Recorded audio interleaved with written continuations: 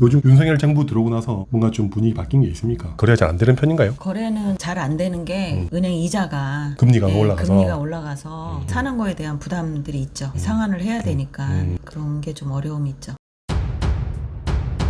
최근에 특례보금자리론 때문에 거래가 좀 된 거예요? 예, 조금 되긴 하는데 그래도 아직 어려움은 있고 아직도 매스컴에서 가격이 좀 더 내려갈 것이다 뭐 이런 것들이 나오면 좀 위축이 되죠. 지금 보러 오시는 분들 같은 경우는 7, 8년 전 같은 경우는 다주택자분들이 투자한다로 많이 왔지 않습니까? 강서구에. 그렇죠. 그런 분들이 또 하셔야지만 이제 부동산도 돌아가는데 그러니까. 사실은 돈이 있는 사람이 돈을 좀 써야지 부동산도 돌아가는 거라고 생각합니다. 지금 근데 다주택자들이 살 수가 없는 입장이지 않습니까? 지득세 때문에. 네, 그렇죠. 지금 오시는 손님들은 거의 다주택자분들이 아니고 1주택에 플러스 원 하나 더 사시는 분들은 일반 세율로 되니까 그런 경우에는 가능하죠. 그러면 갈아타기 하시는 분들도 계시고 하나 가지고 있는 상태에서 하나만 더 사시는 분도 계시고 분들 아니면 무주택자분들이 집을 마련을 하시는 분들도 좀 있나요? 요즘? 요새는 한 채를 갖고 있는데 팔고 오시는 분들 있으시고 그다음에 어차피 팔고 사도 지금 그 금액이나 사나 거의 떨어진 금액과 내가 살 수 있는 금액이 거의 비슷하기 때문에 지금 파셔도 다시 비슷한 금액으로 살 수도 있고 강서구 쪽 같은 경우는 구축이지 않습니까? 거의? 네네. 그죠? 구축을 팔고 뭐 자기가 원하는 가고 싶었던 곳에 좀 돈을 좀 더 들여서 여기서는 갈 수도 보통 있고. 어디를 많이 나가는 편이죠? 목동 아니면 마곡도 가는 편인가요? 학교에 아이들 학군 때문에 목동으로 가시는 분도 계시고요.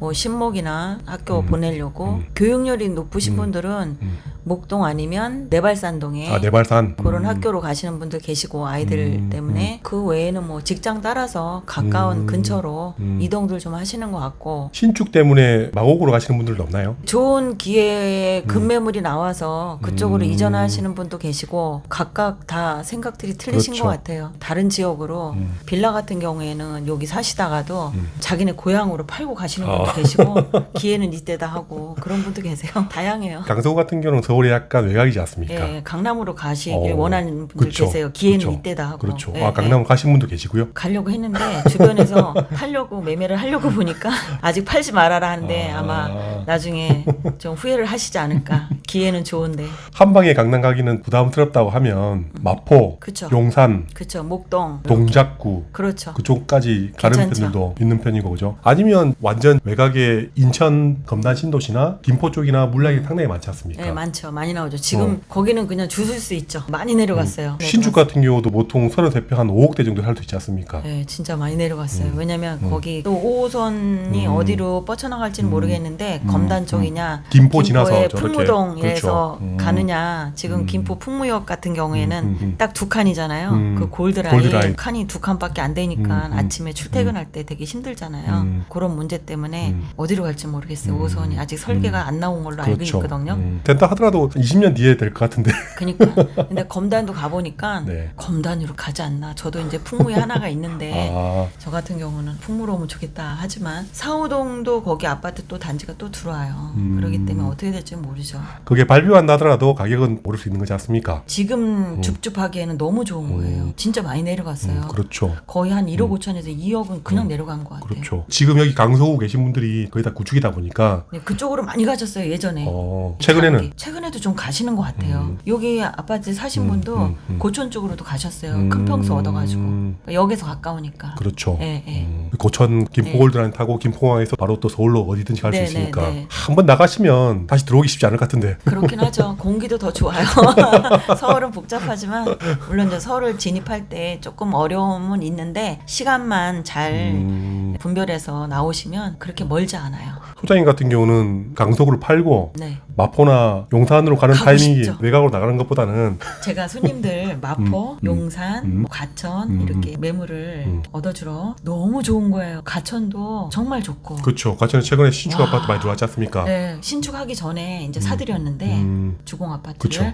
그냥 좋아요. 가니까 너무 좋고. 그렇죠. 용산의 이천동도 가보니까 물론 이제 구축이에요. 약간 주차는 조금 불편할 수 그렇죠. 있는데 와 한강이 보이고 그쵸. 너무 좋더라고요. 그리고 남양 쪽에 그게 다 위치해서 앉아 있으니까 햇살도 잘 들어오고 그렇죠. 정말 좋아요. 가보니까 이번에는 일본 사람들이 회사에서 얻어줘가지고 원래 거기 일본촌이지 않습니까? 와 진짜 많대요. 2015년도인가? 그때 보면 이제 강서구랑 용산 이촌동이랑 가격 차이가 그렇게 그 크지 않아요. 용산을 사셨어야 되는 거예요. 그러니까. 가격 차이가 크지 않았죠. 지금 매매가 차이가 나죠. 그러니까 네. 용산 같은 경우는 지금 뭐 좋은 거 하면 최소한 10억에서 15억, 20억 정도 나지 않습니까? 16억이래요. 그러니까. 우리 손님 갔는데 16억이래요. 네. 뭐 사가지고 간 건 아닌데 와 근데 뭔가 참 괜찮아요.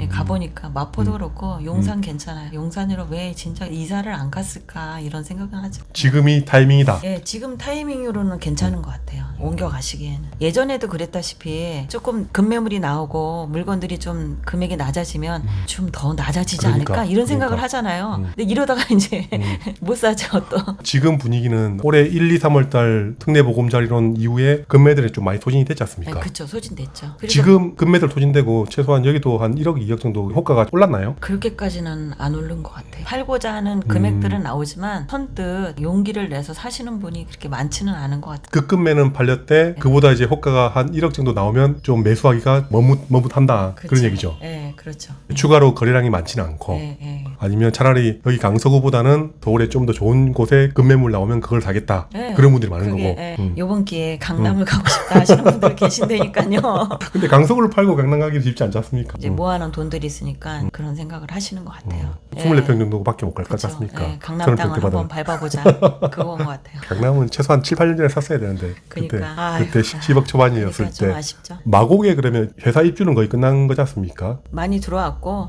아직도 마곡지구 가보면 짓고 있는 것들은 좀 있어요. LG 쪽 거의 다 직원들 들어온 거죠? 네, LG는 다 들어왔어요. 들어왔고 그분들이 강서구 쪽에 대부분 거주를 하시는 편인가요? 아니면 많이 흩어져 있는 편이에요? 아마 흩어지지 않았을까 이런 생각이 들어요. 왜냐면 교육적인 것도 생각을 해야 되고 아침에 그래. 셔틀버스가 와서 일찍 퇴근들 하시니까 마곡 같은 경우는 학군적인 부분은 아직 형성이 되지 않았다. 그분들 내가 볼 때는 마곡 LG에 다니시는 분들도 김포 쪽이나 이런 데 전세로 다니시는 분 많으실 것 같아요. 그러다가 이제 어느 정도 애가 좀 크면 결국은 최종 목적지는 뭐 강남이겠지만 그 전에 목동으로 오시는 분들도 많을 거고. 그렇죠. 학교 때문에. 근데 목동도 만만치는 않죠. 또. 그렇죠. 가격 네. 자체가. 그렇다고 하더라도 여기가 주차가 그렇게 수월한 건 아니니까 재건축 이제 할 거잖아요. 목동 자체가 거의 87년, 88년 요런 연식이죠. 안전진단을 통과했지 않습니까? 네. 진행이 좀 된다고 하면 현실적으로 언제쯤 가능할 것 같습니까? 글쎄 시간이 꽤 걸리겠죠. 단지가 많으니까 점차적으로 하지 않을까.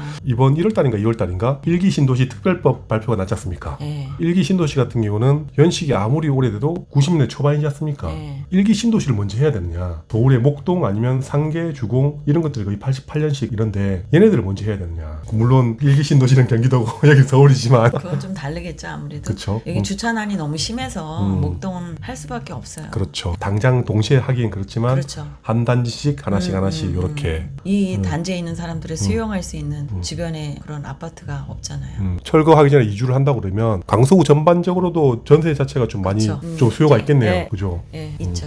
그리고 최근에 보면 코로나 끝나고 나서 항공사 직원분들 이분들이 그때는 많이 잘리고 했다가 지금 복귀를 좀 하고 있는 추세 아닙니까? 걸어다 보니까 또 스튜디오스 한 분도 걸어가시던데. 여기도 월세 물량이 없어요. 오피스텔도. 그분들이 최근에 복귀하셔가지고 그런 물건들을 거의 다 좀 다시 또 들어온 분들도 많으신가요? 아마 그럴 거예요. 제가 구체적으로 잘은 모르는데 일단은 물량을 보면 월세 물량이 없어요. 원룸에. 아파트 같은 경우도 매물 자체가 서울에 거래가 안 되고 떨어지고 있다 보니까 매물이 많을 줄 알았는데 강서구는 전반적으로 물량이 그렇게 많지는 않더라고요. 많이 소진됐어요. 올해 초에? 급한 매물은 전세는 많이 소진이 됐어요. 많이 힘들었어요. 아 그래요? 네. 바쁘셨어요? 우리가 임대인을 봐도 힘들었어요. 최근에 그래서 화곡동 쪽에 이런 빌라 전세 사기가 지금 상당히 좀 이슈가 됐지 않습니까? 그래서 지금 아파트 전세 같은 경우도 대입자들이 집주인을 약간 못 믿고 불신이 좀 많죠. 그래서 거래가 좀 잘 안 되는 편입니까? 어떻습니까? 일단은 버팀목이 되지 않으면 하려고 하지는 않죠. 그러면 지금 현재 공시 가격이 한 25% 정도 다 낮춰진 걸로 알고 있는데 빌라든 아파트든 다 그러면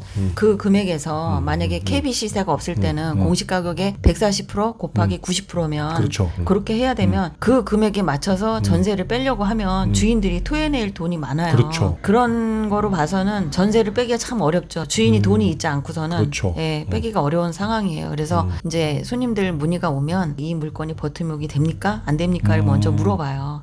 그럼 저희도 이제 공시가격 찾아가지고 계산을 해주죠. 예전엔 공시가격 곱하기 150% 정도 됐지 예, 않습니까? 근데 지금 지금 140에 90%. 그래서 토탈 하면 126%. 그 금액 이상 되면 안 되는 거예요. 버팀목. 근데 지금 거의 버팀목으로 하려고 하잖아요. 보증보험 다 들어가야 되니까 안전해야 되니까. 작년에 저도 화곡 쪽에 빌라를 하나 샀거든요. 1억 5천대였나 그때? 네, 1억 5천대 사가지고 네. 전세를 아마 1억 초반에 낸 걸로 기억되는데 네. 그러면 또 전세 만기되면 저도 좀 토해내야 되겠네. 그렇죠. 한 1, 2천, 2, 3천 정도. 네, 공시 가격이 낮아져 때문에 그렇죠. 작년에 예를 들어서 1억 9,800에 세를 놓을 수 있었는데 지금 1억 8,800 요 정도밖에 안 돼요. 한 1,000만 원 정도를 다시 토해내야 되더라고요.